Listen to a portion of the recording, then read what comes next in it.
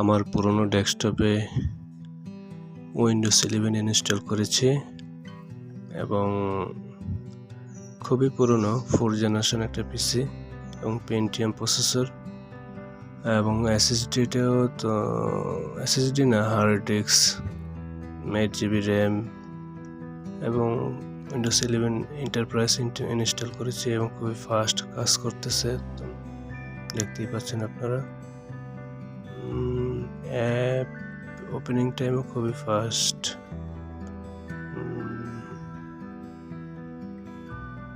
এবং আমি উইন্ডোজ আগে 10 চালাতাম, এখন 11-এ শিফট করেছি।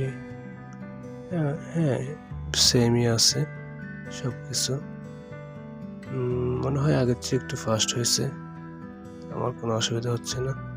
আপনারা চাইলেও ইনস্টল করে চালাতে পারেন। নতুন ভার্সন, ভালোই লাগছে। এতটুকুই আজকে।